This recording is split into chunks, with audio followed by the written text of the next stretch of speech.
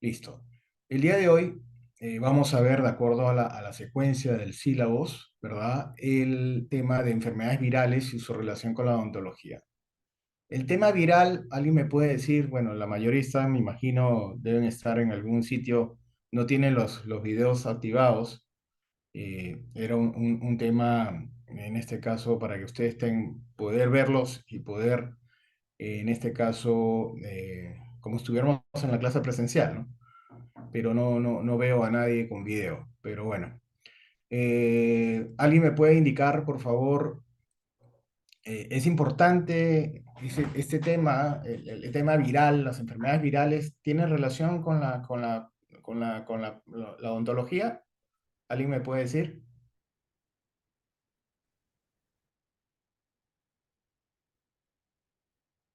¿Alguien me puede decir, por favor? Tesi. Sí, sí, doctor, sí se relaciona, ya que de ahí podemos a veces diagnosticar enfermedades sistemáticas que puede tener el paciente o enfermedades adquiridas, incluso congénitas. Claro, y en este caso para poder diagnosticar de manera, porque tú supuestamente, sí, María Antonella, ¿levantaste la mano? No, doctor, disculpen. No te preocupes. ¿Qué más se le puede, en este caso, para poder, al momento de que uno está haciendo y está, una vez que ya realizó la historia clínica, ¿verdad? ¿Qué diagnóstico, ahorita, lo primero que tú ves en la cavidad bucal, vas examinando todo este tema, haces un diagnóstico presuntivo, ¿verdad? ¿Qué más tú puedes pedir para poder, en este caso, ya tener un diagnóstico definitivo, ¿verdad? De qué enfermedad viral estamos hablando. ¿Alguien me puede decir? Exámenes de laboratorio, doctor, Claro, patológicos. obvio, claro. Y obviamente Mm, hacer diagnósticos diferenciales también, ¿verdad? Para hacer el tema del diagnóstico presuntivo, uno presenta una serie de lo que uno le parece que puede ser, pero ya uno en este caso, corrobora con los exámenes complementarios que uno va a pedir, ¿verdad? Continuando con eso, entonces vamos ahorita a, vamos a ver acá, ya. Vemos una serie de enfermedades que vamos a ver hoy día, que ustedes ya la conocen. Vamos a ver algunas características clínicas de estos tipos de enfermedades, ¿verdad? Para que ustedes, en este caso, vean y reconozcan a través de las características clínicas que uno va a ver y las diferentes pruebas que se van a pedir, qué tipo de enfermedad viral es. Entonces, tenemos el herpes simple, la estomatitis herpética, el herpes zóster, la varicela, el sarampión, la hepatitis viral, ¿verdad? Y también tenemos la parotiditis o lo conocen comúnmente como paperas, ¿no? Entonces, y obviamente lo que conocen ahora que es el COVID, ¿no? También es un tema de una enfermedad viral, ¿no? Que ustedes ya saben cómo se transmite y de dónde se originó todo, ¿no? Entonces, partamos del herpes simple. Ustedes ven ahí, ¿verdad?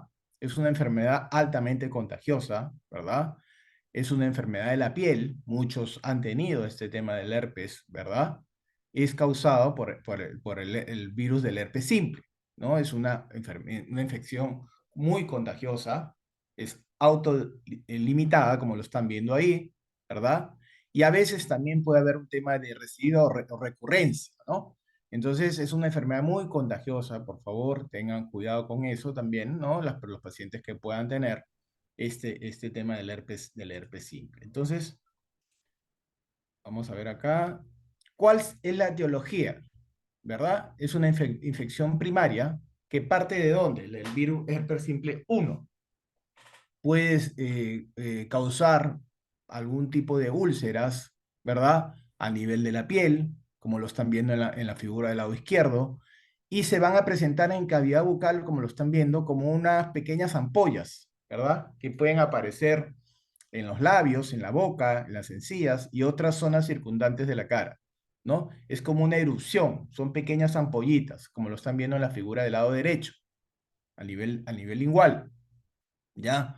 Pueden, en este caso, afectar, ¿verdad? Como etiología, las mujeres cuando tienen algún tipo de periodo, en los periodos menstruales, el estrés también es importante, el estrés, porque ustedes saben cuando hay una carga excesiva de estrés, también el sistema inmunológico tiende a bajar. Entonces ahí aprovechan estos virus para poder, en este caso, instalarse y dar todas las manifestaciones que estamos en este caso viendo como teología, ¿no? Entonces, también es importante, como es altamente contagioso, ¿no? Evitar a veces uno, ¿verdad? Todos estos utensilios que uno utiliza para su higiene, ¿no? Estas cremas, en este caso, estos herramientas, las temas, los afeitadoras, ¿verdad? Como es contagioso, como lo están viendo, como son estas ampollas, ¿no? Estos son altamente contagiosos, uno puede transmitir, en este caso, este virus de persona a persona. Entonces es importante que tomen en cuenta este tema. El cuadro clínico, ¿verdad? El paciente manifiesta que tiene quemazón, hay aumento de la sensibilidad, hay picor, o sea, pica, ¿verdad? Ese es el cuadro clínico. Y hay diferentes presentaciones a nivel clínico, ¿no? Entonces, por ejemplo, la presentación clínica más frecuente del virus herpes simplex 1 es la gingivostomatitis, ¿verdad? En este caso, la infección por el virus herpes simple tipo 2, eso ya empieza por el tema de la actividad sexual, ¿no? Y es rara antes de la adolescencia. Inicialmente, como lo están viendo ahí en el virus tipo 1, ¿verdad? Y virus herpes simple tipo 1, inicialmente hay como unas vesículas, como lo están viendo ahí, y obviamente se pueden asentar o colocarse, ¿verdad? En diferentes puntos, ¿verdad? Puede estar de la cavidad bucal, en el velo del paladar, en las encías, en los labios, en la lengua, y estas vesículas se van evolucionando, se van transformando en unos tipos de ulceraciones, ¿verdad? Y, por ejemplo, la transmisión de cómo es contagioso de este virus herpes simple tipo 1 puede ser contacto con la saliva de portadores, ¿no? Una por la infección de las manos del personal de salud, como odontólogos, ¿no? Y hay muchas... hay que tener, como les dije al principio, tener mucho cuidado porque esta es una enfermedad viral muy contagiosa. Y el tipo 2, que es la parte por contacto sexual, ¿verdad? Pueden transmitirse diferentes sitios por contacto oral genital, ¿verdad? Entonces es importante miren las lesiones cómo aparecen, ¿verdad? Y hay que tratarlos de una manera óptima, ¿no? Entonces es importante tener en cuenta esta presentación, cómo se ven clínicamente, para que ustedes tomen las medidas necesarias. La erupción, ¿verdad? Puede tener una evolución de más o menos 10 días, con o sin tratamiento, ¿no? Entonces, lo que se utiliza antes de la erupción, ustedes ya lo conocen, que es el aciclovir, va a disminuir la extensión de este tipo de erupciones, mejora este tema de la quemazón, del picor, las molestias durante menos días. Entonces, es importante que utilizar el tema como tratamiento, utilizan es el aciclovir tópico, ¿no? Y obviamente también mantener la zona limpia, evitar estos temas de infecciones bacterianas y tener precaución para no afectar a otras personas por el contacto directo que puedan tener a través de, como les dije, de estos utensilios de comida o los instrumentos que uno utiliza para la higiene diaria. La otra enfermedad viral que vamos a ver es la estomatitis herpética. Esta estomatitis herpética, la infección primaria también está originada por el virus herpes simple 1 y obviamente es más frecuente en recién nacidos y menores de 6 años de edad. Vamos a continuar.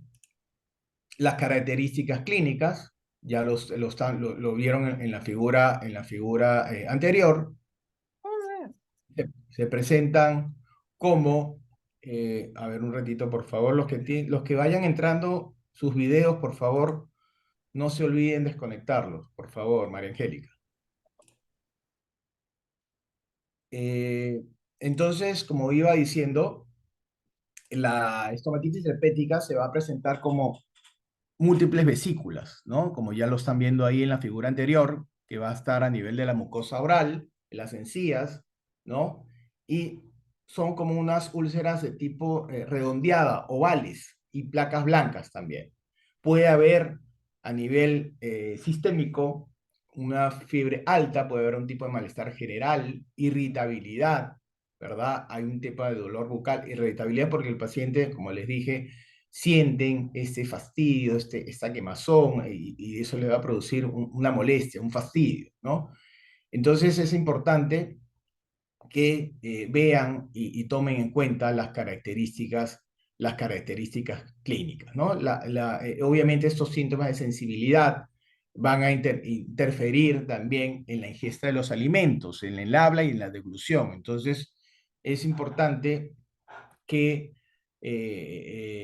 como característica común con en los individuos que tienen esta gingiviostomatitis herpética primaria, puede tener un padecimiento de una infección aguda, reciente, puede tener algún tipo de neumonía, meningitis, influenza, fiebre tifoidea, etc. Entonces es importante anotar y poder llegar a través de lo que uno está viendo clínicamente a un diagnóstico presuntivo, hacer diagnósticos diferenciales para con los medios, en los exámenes auxiliares, poder en este caso llegar al diagnóstico definitivo y poder realizar el tratamiento adecuado para poder, en este caso, minimizar las molestias en este caso, al paciente.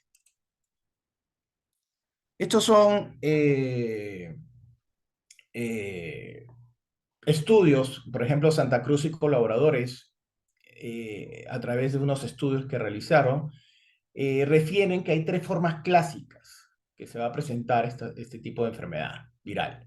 Hay una infección primaria, ¿verdad? Que puede ser, como le estaba diciendo, puede ser un tipo asintomático, puede presentarse en la infancia, en la adolescencia, puede haber síntomas a nivel extrabucal, a nivel intrabucal, como lo hemos visto, ¿verdad? Extrabucal, puede haber en este caso dolor, dificultad en la masticación, ¿verdad? Parecer un tipo de fiebre alta. A nivel intrabucal, como ya lo hemos visto, las lesiones estas vesiculares, puntiformes en la mucosa bucal a nivel de la lengua. Y también puede haber recidivas. Estas recidivas, o sea, puede volver la enfermedad, como les dije, por tema de, por ejemplo, por un tema de estrés, por un tema de trauma, por el tema de la menstruación, a través de una inmunodepresión. Entonces puede reactivarse este virus, ¿no? Y en pacientes, como ya lo saben ustedes, que están recibiendo radioterapia o son inmunodeprimidos. Entonces, también se puede dar una instalación de las características que hemos visto a nivel clínico de esta enfermedad. El diagnóstico, obviamente, se va a obtener mediante el aislamiento del virus y obviamente se hace para este tipo de enfermedad exámenes de inmunofluorescencia o inmunoperoxidasas también para el virus herpes simple 1, ¿ya? Y también, obviamente, los frotis y las biopsias. Entonces es importante cómo diagnosticar y cómo realizar, en este caso, para llegar a un diagnóstico definitivo a través de estos exámenes auxiliares. Puede ser pregunta de examen final. Diagnóstico diferencial.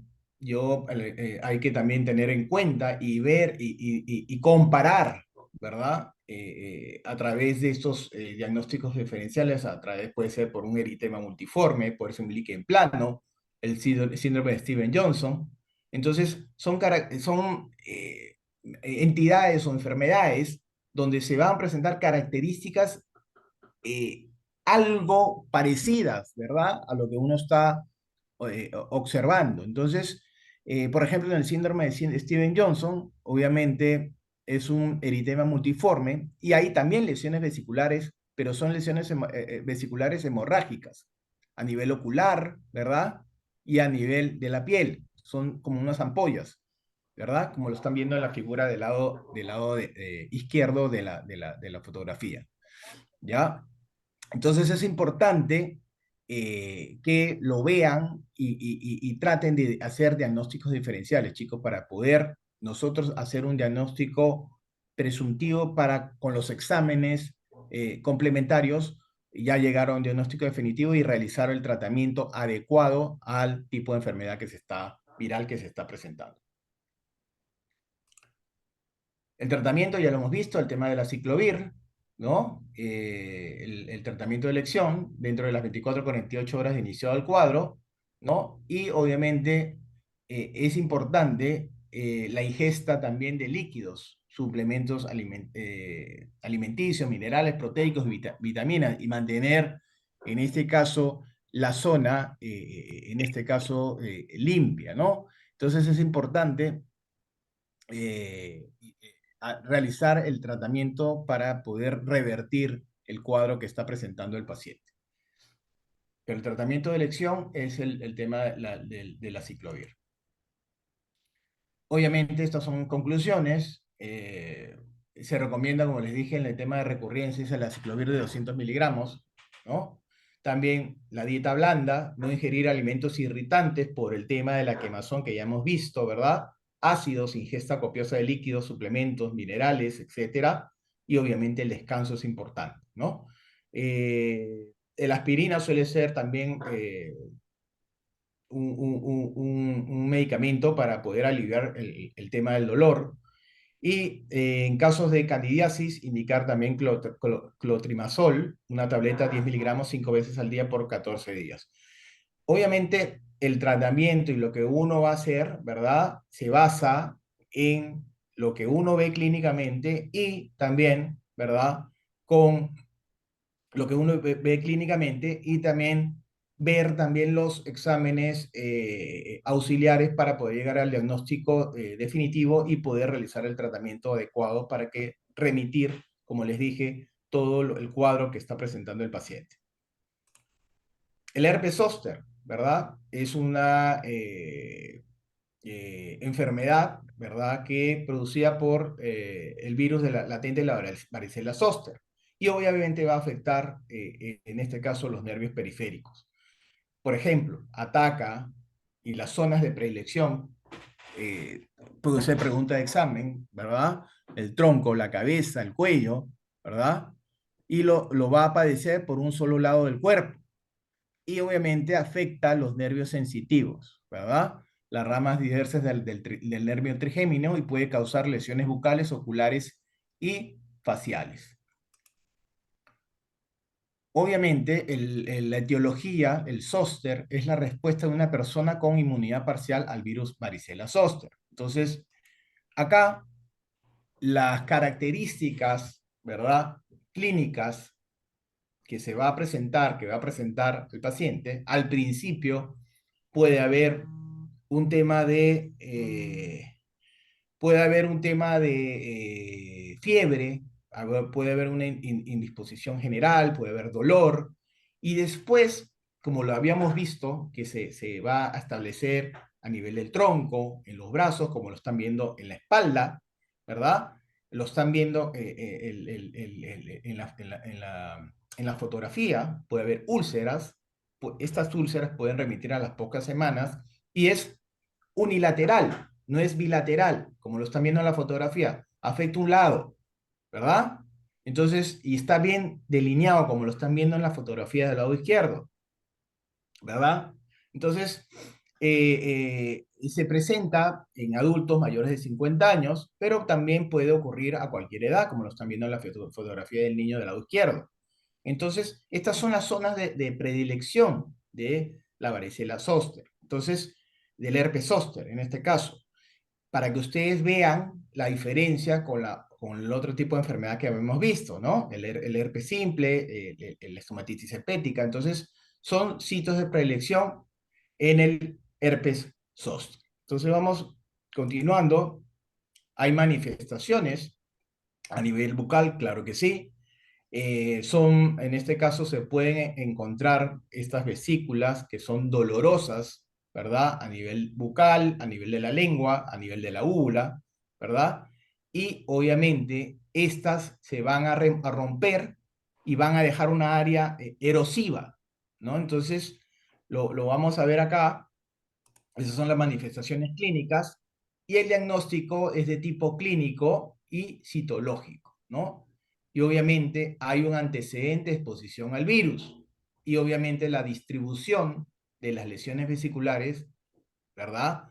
Van a ayudar al diagnóstico, ¿no? Y obviamente el cuadro de herpes zóster es, ustedes lo están viendo, es inconfundible, están viendo las características que se va a presentar en el paciente y es importante llegar a un diagnóstico correcto. El tratamiento, obviamente, hay medidas generales, hay el tema hay medidas locales, eso lo vamos a ver ahorita, y la neuralgia del posherpética. Medidas generales, ¿cuáles son? Obviamente, el tema de la ciclovir. Sí, obviamente se recomienda utilizar el aciclovir. Los pacientes sin compromiso inmunológico mejoran, obviamente, rápidamente y obviamente ya que va a acelerar la cicatrización, ¿no? Entonces es importante también, como medida general, utilizar el tema del aciclovir. El uso de la globulina inmune contra la varicela zóster, obviamente, es limitado y su uso se restringe a niños sensibles menores de 15 años, ¿no?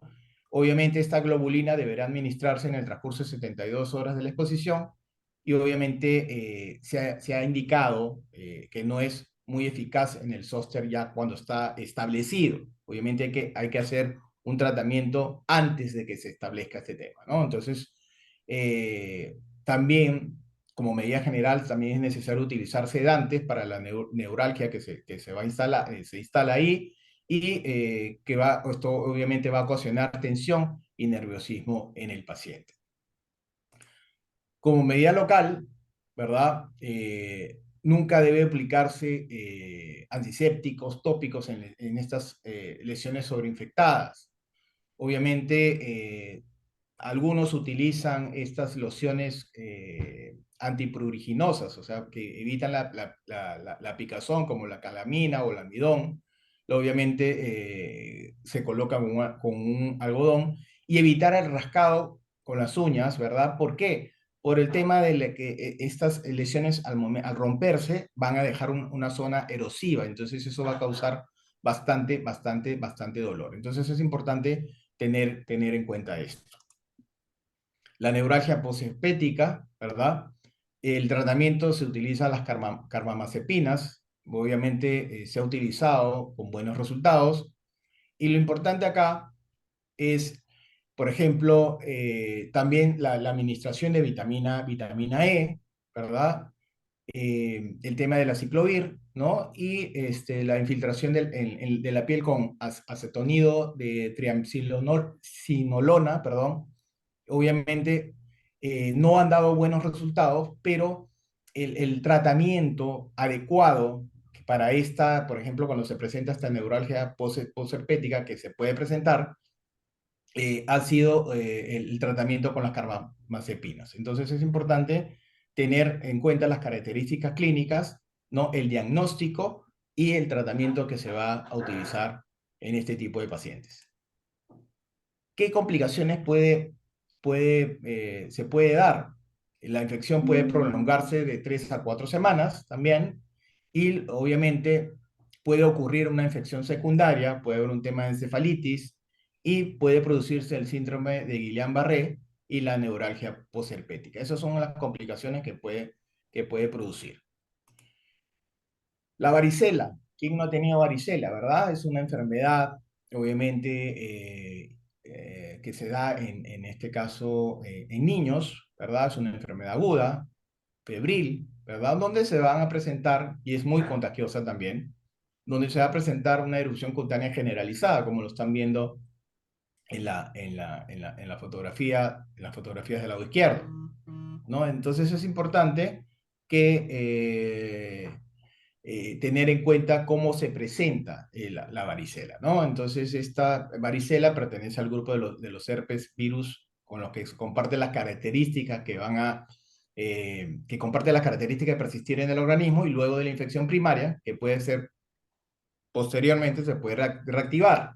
Entonces va a producir una depresión de la inmunidad celular. El virus de la varicela zoster puede producir dos enfermedades, la varicela y el herpes zóster. Pregunta de examen. Es un virus exclusivamente humano y es el hombre el único reservorio y fuente de infección. El que siempre es obviamente y se da en la niñez, ¿no? Entonces, las causas puede ocurrir. Obviamente, la mayoría de los casos de estas varicelas ocurren en niños menores de 10 años y obviamente las causas, por ejemplo, una persona se vuelve contagiosa 1 o 2 días antes de que aparezcan las ampollas y continúan siendo contagiosas hasta que todas las ampollas hayan formado, se forma como una costra, ¿verdad? Entonces es importante tampoco no frotarse, ¿no? Sacarse eso, porque después puede quedar algún tipo de marca, ¿no? Entonces es importante que estas costras se van saliendo solas. Lo siguiente que vamos a ver también, todo esto enfocado, como le digo chicos, a qué manifestaciones a nivel bucal van a dar, ¿no? Entonces es importante también los síntomas que va a presentar la varicela. Puede haber un tipo de dolor de cabeza, puede haber dolor de estómago, puede haber fiebre. Entonces es importante también que tomen en cuenta esto, ¿no? Hay pruebas y exámenes, ¿no?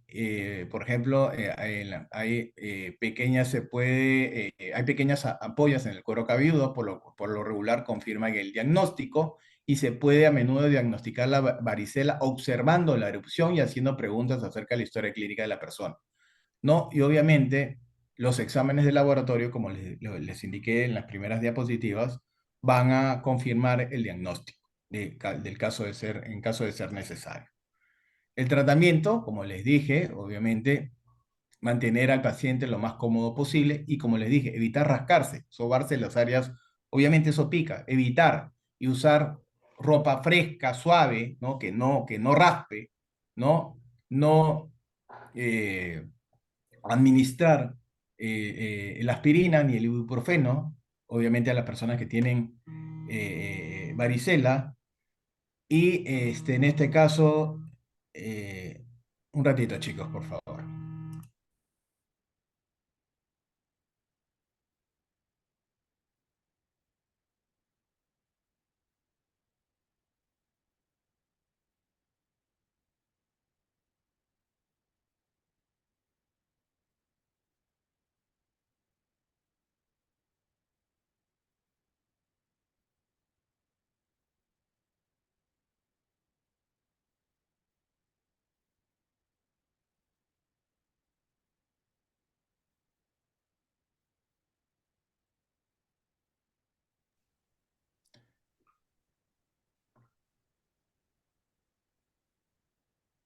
¿Me escuchan, chicos? Disculpen, recibí una llamada. ¿Me escuchan? Sí, doctor. Ok. Sí, doctor. Entonces, como les decía, evitar rascarse el área, ¿no? Porque pica, obviamente, y usar ropa suave, suelta, y tomar baños de agua tibia, ¿no? Con poco jabón y obviamente el enjuague completamente.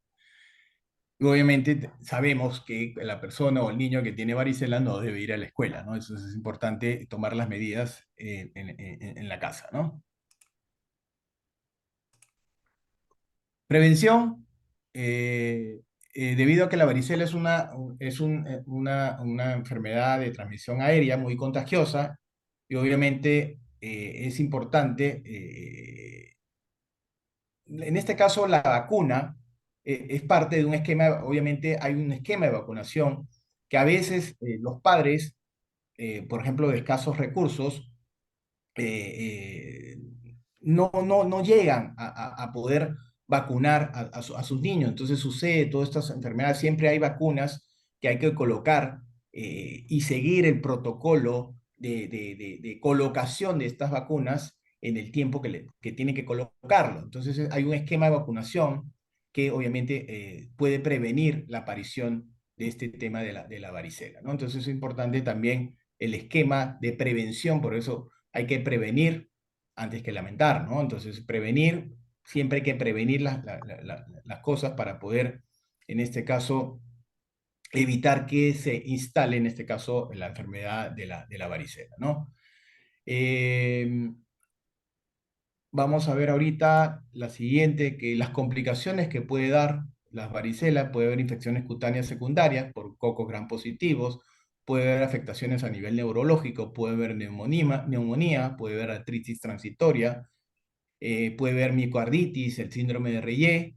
Entonces, puede haber algún tipo de complicación, ¿verdad? Pero hay que tener mucho cuidado y saber tratar este tipo de lesiones. El sarampión también es una enfermedad viral, producido ¿por qué? Por el virus Mixovirus, ¿ok? Pregunta de examen, ¿no? ¿Cuál es el virus que produce el sarampión? Es una enfermedad más grave entre los niños de muy corta edad y de estos niños que son desnutridos. Puede haber erupciones de tipo hemorrágica, puede haber un tema de otitis media, ¿no? Úlceras bucales, deshidratación, diarrea, ceguera. Lo están viendo en la figura del lado izquierdo. La etiología, ya lo vimos. Pregunta de examen, ¿verdad? ¿Cuál es la causa del sarampión? El mixovirus, que lo están viendo ahí, de la familia del Paramyxoviridae, ¿no? Paramyxoviridae, que es la etiología y la causa del sarampión. Se transmite, en este caso, por las secreciones nasales y orales procedentes de una persona infectada. Obviamente, tanto directamente o mediante la transmisión por un tipo de aerosol. Y obviamente el contagio es muy alto. Entonces es importante tener en cuenta esto, ¿no? El cuadro clínico. El cuadro clínico hay un periodo de incubación que es de 10 a 12 días aproximadamente, y el primer síntoma típico es la fiebre, ¿no? Eh, es la fiebre. Otros síntomas, puede haber rinitis, puede haber conjuntivitis, como molestias a la luz, lagrimeo, enrojecimiento de la conjuntiva, ¿verdad? Aparece una tos seca, irritativa, y a partir del cuarto día vuelve a subir obviamente la fiebre y se presentan lo que vimos en las fotografías, estos exantemas maculopapulosos, ¿no? Que se puede iniciar en la cara, detrás de las orejas, en el ala de la nariz, alrededor de la boca y en el mentón. Obviamente se va extendiendo a lo largo del tronco y hacia las extremidades. Entonces es importante tomar en cuenta el cuadro clínico. Obviamente a los 2 o 3 días las manchas se hacen mayores y obviamente estos apullidos, hay fiebre, gradualmente hay un inicio donde hay una fiebre alta, pero va a ir desapareciendo gradualmente y obviamente el estado del paciente va a mejorar, ¿no? Las personas, obviamente, que son infectadas por este virus, son contagiosas, o sea, van a contagiar. Obviamente aparecen en los primeros síntomas hasta los 4 días después de la aparición de las erupciones, y al cuarto día del periodo también va, en este caso, a aclararse. Esto tiende a regresionar, o sea, se va aliviando con el transcurrido del tiempo, a lo largo de los días. Las manifestaciones bucales, que es lo que nos interesa, ¿verdad? Aparecen zonas a nivel bucal enrojecidas, que son las manchas características que aparecen en esta enfermedad, como son las llamadas manchas de Koplik. Pregunta de examen. ¿verdad? Porque lo estamos enfocando, esto da manifestaciones a nivel general, a nivel sistémico, pero obviamente los que nos interesa, ¿verdad? ¿Qué tipo de manifestaciones da a nivel bucal? Entonces se dan estas manchas características que son las manchas de Koplik, que se ubican en la cara interna de los labios, en las mejillas y a nivel de los molares, y de aspecto de pequeños granos rojos irregulares con centro blanqueazul, semejante a la sal.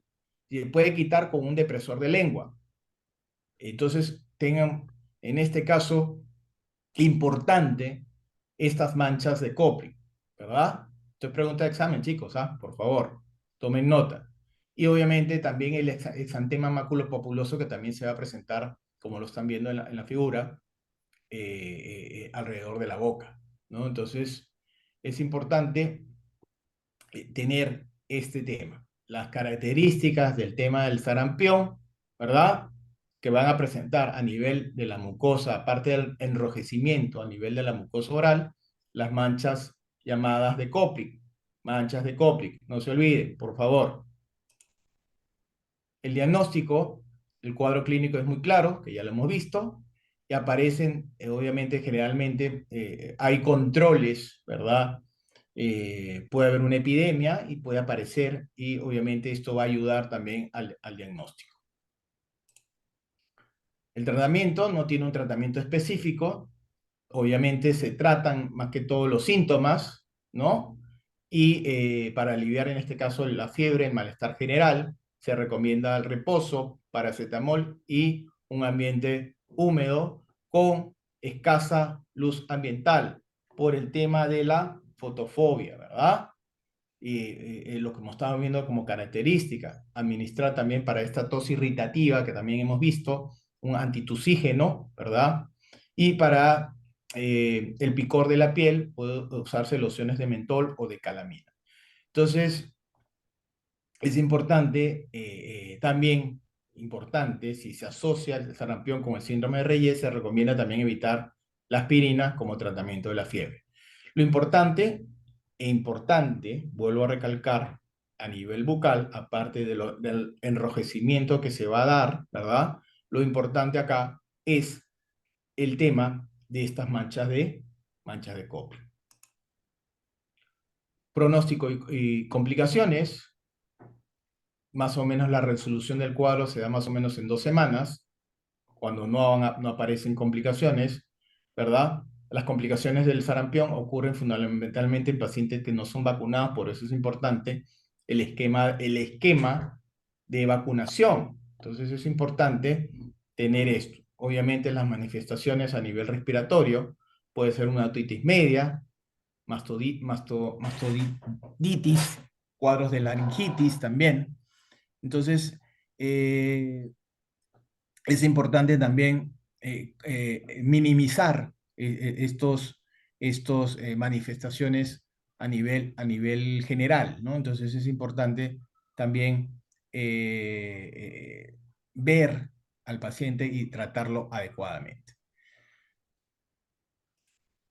La prevención, como ya les dije, es importante, ¿no? El tema de la vacuna, la sarampión, y seguir el protocolo, ¿verdad? De su secuencia cuando le toca al niño ir a su vacuna, ¿no? Entonces es importante tener un control por parte de los padres para que el paciente, en este caso, con la vacuna, evite que llegue, en este caso, se instale el virus y obviamente de las complicaciones que hemos mencionado en la anterior diapositiva.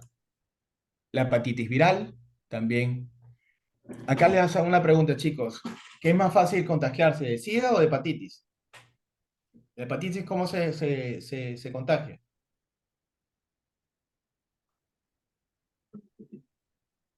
¿Alguien me puede decir, por favor?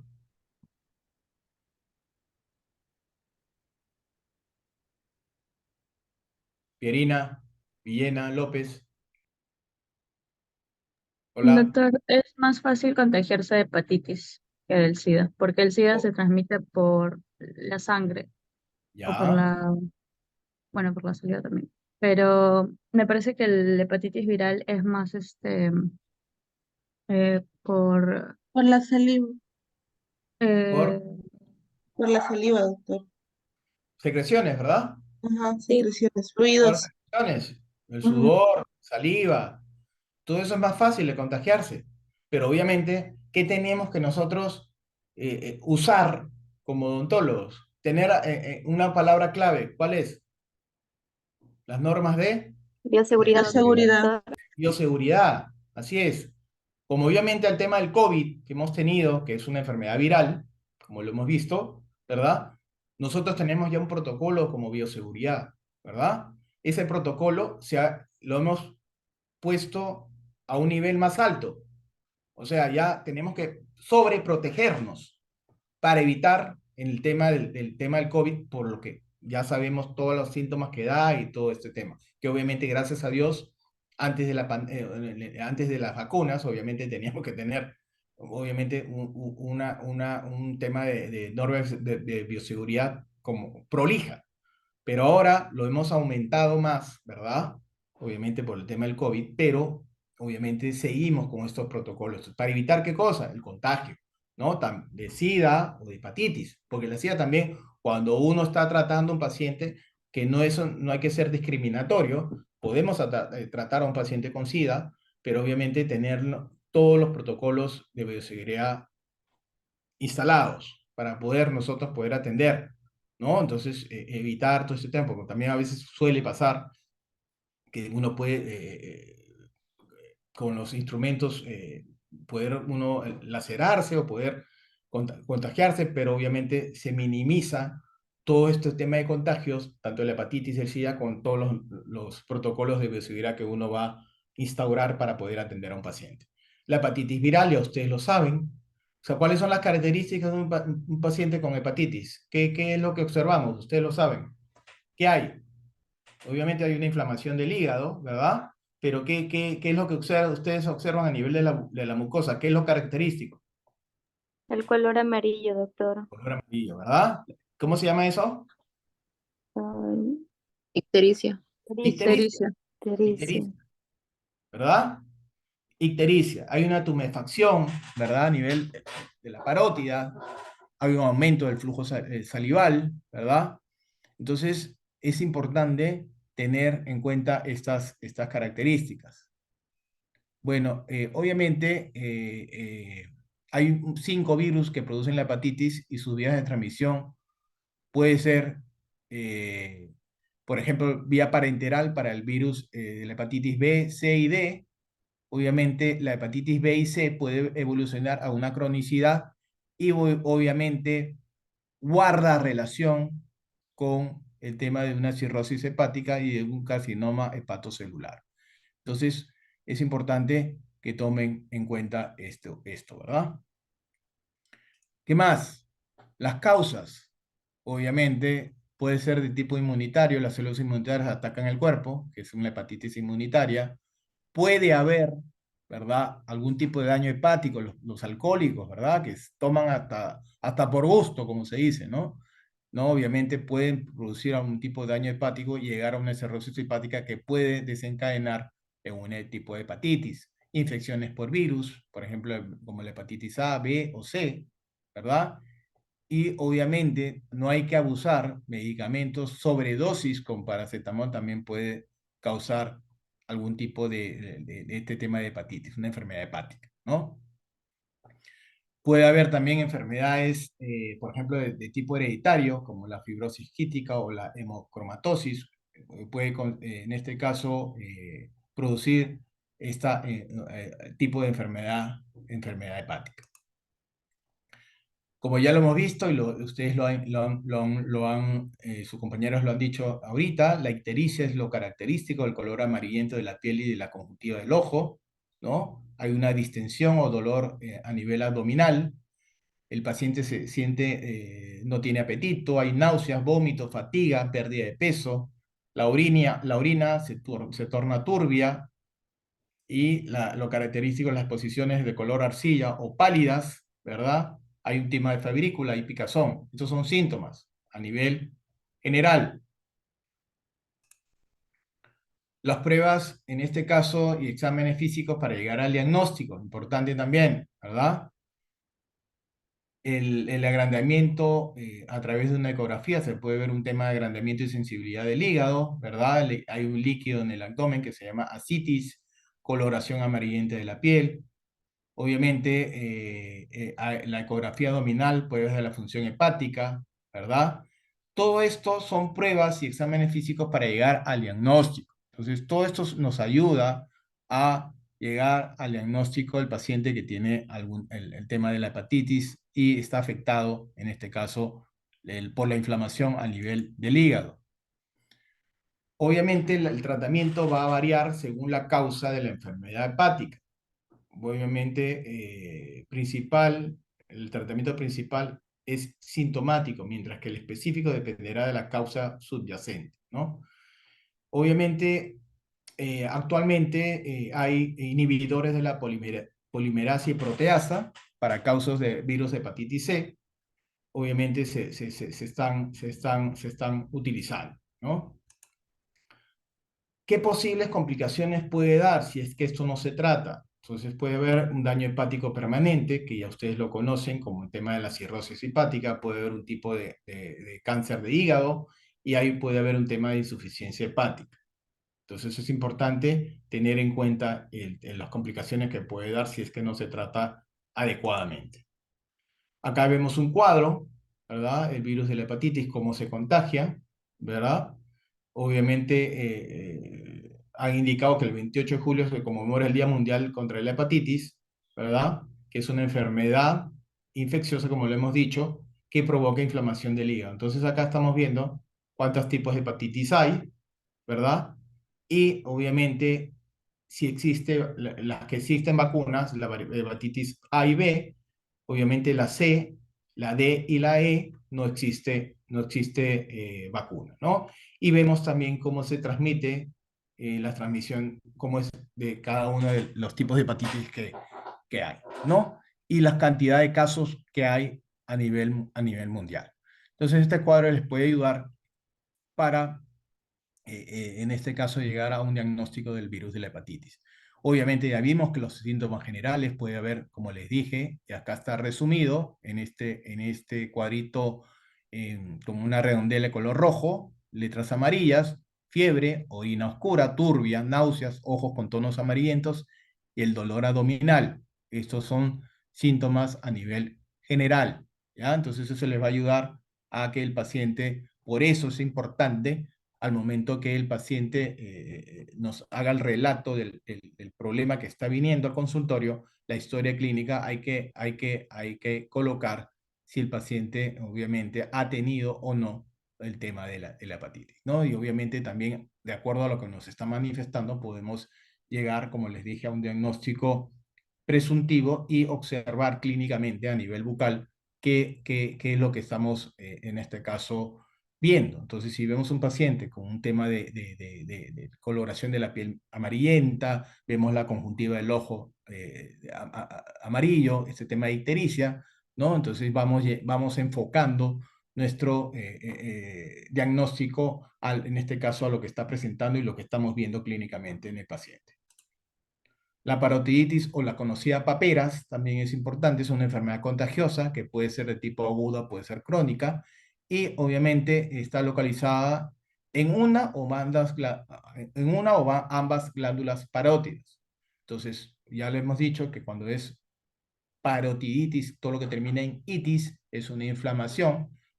Ya lo hemos dicho que es de tipo aguda o crónica que va a afectar ya sea una o ambas glándulas parótidas. Entonces es importante que conozcan también que es una enfermedad de tipo viral. Obviamente, el agente etiológico de la papera o la parotiditis, ojo, pregunta de examen, ¿verdad? Es el paramyxovirus, que es un agente etiológico en este caso, de la parotiditis, ¿verdad? Obviamente está emparentado, está ligado a la influenza o la parainfluenza. Entonces también nosotros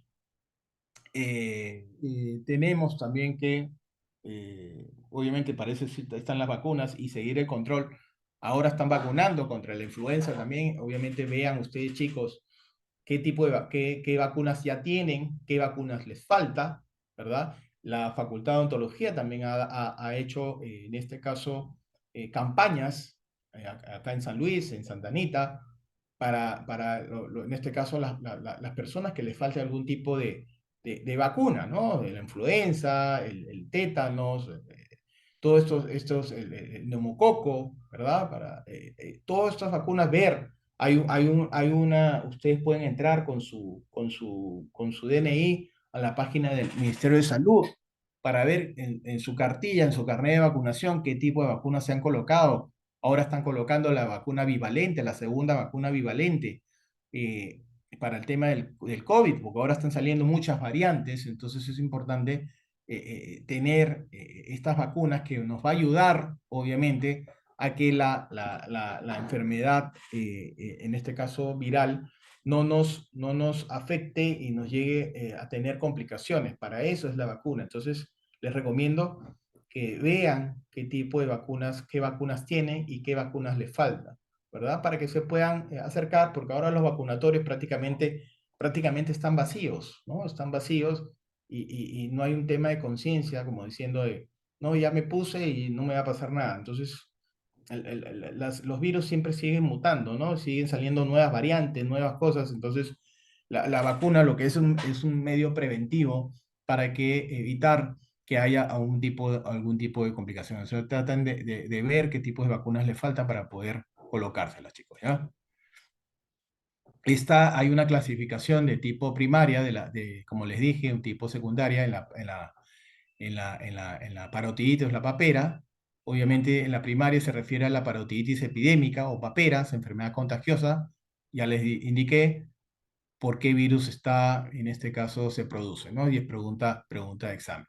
Y las secundarias suelen ser bacterianas y en general aparecen en pacientes con algún tipo de inmunosupresión, algún paciente que tenga algún tipo de radioterapia que hace que el sistema inmunológico disminuya. Entonces ahí se asientan y son estas bacterias y estos virus aparecen porque son oportunistas. Entonces, si ven que el sistema inmunológico está bajo, ahí se instalan. Entonces, producen algún tipo en este caso, la enfermedad se instale porque el sistema inmunológico está deprimido. Obviamente, este es un resumen, es una enfermedad endemo-epidémica con periodos de aparición que oscilan entre 2 a 6 años. Obviamente, tiene como reservorio al hombre y el modo de transmisión de persona a persona, o a través de las gotitas de saliva, y la incubación va a durar, en este caso, de 12 a 25 días, ¿no? Las características clínicas, a nivel general, puede haber fiebre poco elevada, hay un edema, dolor en una o ambas glándulas salivales, como ya les dije. Eh, Puede haber una dificultad para masticar, también puede haber un dolor de cabeza, puede haber síntomas a nivel de los hombres asociado a esta enfermedad como un síntoma adicional, un dolor testicular, hay un tema de tumor testicular, una inflamación del escroto, entonces también es importante tomar en cuenta esta característica clínica, ¿no? Y su frecuencia es leve y autolimitada. Las complicaciones, que es rara, puede haber una sordera permanente, generalmente es unilateral, puede darse una pancreatitis, una neuritis, puede haber una artritis, una mastiditis, todo esto son complicaciones, si es que no se trata, en este caso, la enfermedad, ¿no? Puede haber un tipo de cefaleas, ¿verdad? Que pueda afectar a nivel de la meningia, ¿no? Puede dar una meningitis, ¿verdad? Y obviamente es importante tomar en cuenta este tema, ¿no? Evitar que haya estas complicaciones, ¿no? Entonces, si se trata bien, va a evitar las complicaciones a futuro. El tratamiento es puramente sintomático, ya que no disponemos de un tratamiento específico, y obviamente se propone la administración de ibuprofeno. Obviamente se aplican paños calientes en la zona parotidia, ¿no? Y en los casos muy dolorosos se va a recurrir a la administración de un analgésico potente, ¿no? El SIDA ya lo hemos visto, es un virus y ustedes ya lo conocen. ¿Qué significa SIDA? A ver, chicos, ¿alguien sabe? Síndrome de inmunodeficiencia adquirida. Eso es, síndrome de inmunodeficiencia adquirida. ¿El SIDA qué hace? ¿Qué hace el virus, chicos? ¿Qué es el SIDA? ¿Qué hace el virus en el cuerpo? ¿Qué hace el virus en el cuerpo? ¿A dónde ataca? El sistema inmunológico. Inmunológico, claro. Entonces, el paciente, obviamente, al presentar, ¿verdad? Las características clínicas, ¿verdad? Y que ustedes ya más o menos han visto en un paciente con SIDA, ¿verdad? Al atacar el sistema inmunológico, ¿qué va a ayudar? Lo que hemos visto en las anteriores diapositivas. Si afecta al sistema inmunológico, ¿qué pasa con el paciente? ¿Qué pasa con el paciente? ¿La instalación de qué cosa? Chicos, Infecciones, doctor.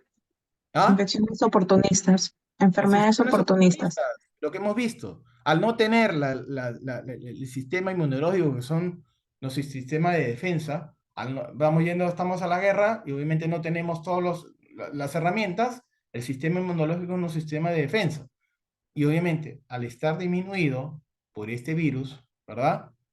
Va a afectar, en este caso, que se instalen estas infecciones oportunistas, estos virus que van a atacar nuestro cuerpo, ¿verdad? Porque nuestro sistema inmunológico está disminuido y no hay, en este caso, un mecanismo de defensa. Entonces, aprovechan para poder instalar y dar todas las manifestaciones clínicas que ustedes ya conocen que da el SIDA. Y la etiología es un virus, ¿verdad? Que tiene características de retrovirus. Obviamente, hay pacientes que manifiestan, perdón, hay pacientes que manifiestan, pueden vivir, en este caso, con la enfermedad, ¿verdad? Pero no da manifestaciones a nivel clínico, pero puede transmitirlo a nivel sexual, ¿no? A nivel materno-fetal también. Pero estos pacientes, definitivamente, ustedes, hay tratamientos con retrovirales, ¿verdad? Donde, en este caso, por ejemplo, como ejemplo, ponemos a Ernesto Pimentel, el actor que tiene el tema del SIDA y obviamente tiene años con la enfermedad, ¿verdad? Porque él está en un tratamiento médico de por vida, obviamente, con estos retrovirales que obviamente todos los científicos han ido perfeccionando y obviamente estos retrovirales cuestan bastante, ¿no? Entonces es importante también, hay pacientes que no llegan a tener estos medicamentos y obviamente hay una manifestación de esta enfermedad. Entonces es importante que da también a nivel sistémico, da un tema de la manifestación, pero a nivel bucal también hay manifestaciones a nivel bucal que va a ayudar, obviamente, a las características clínicas que da el SIDA. Eh, Obviamente, las lesiones de la enfermedad no son específicas, es una suma, ¿verdad?, de manifestaciones clínicas, como les dije, infecciones oportunistas, ¿no? Entonces, el paciente, estas infecciones suelen ser de origen bacteriano, puede ser de origen parasitario, micótico, viral, por eso no es específico, ¿verdad? Por eso que ahí al hacer el sistema inmunológico está bajo, ¿verdad? Se aprovechan las bacterias, los hongos a nivel viral, todo es un conjunto, por eso no es específico, ¿no? Y obviamente aparece este tipo de enfermedad con diferentes grados y tipos de intensidad, ¿verdad? Grados de intensidad y tipos. Obviamente hay que tener mucho cuidado en este tema, ¿no? Las manifestaciones a nivel bucal, que es lo que nos interesa, ¿no? Las manifestaciones, obviamente, a nivel bucal, eh, por ejemplo, la parotiditis es una manifestación muy característica en niños con SIDA. Obviamente se va a acompañar de una hiposialia, que es unilateral, ¿verdad? De manera alternante y por épocas de tamaño normal. Pero también, ¿qué es lo patognomónico que también uno puede encontrar a nivel bucal, chicos? Ustedes ya lo conocen. ¿Qué es lo patognomónico que se da en pacientes con SIDA a nivel bucal, a nivel del paladar? ¿Se acuerdan? Candidiasis.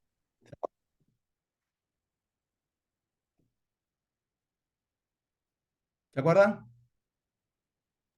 Candidiasis, doctor. ¿Ah? Aparte de la cantidad, ¿qué más? Sarcoma de Kaposi. También Sarcoma de Kaposi. ¿Se acuerdan del sarcoma de Kaposi, no? ¿Cómo se presenta?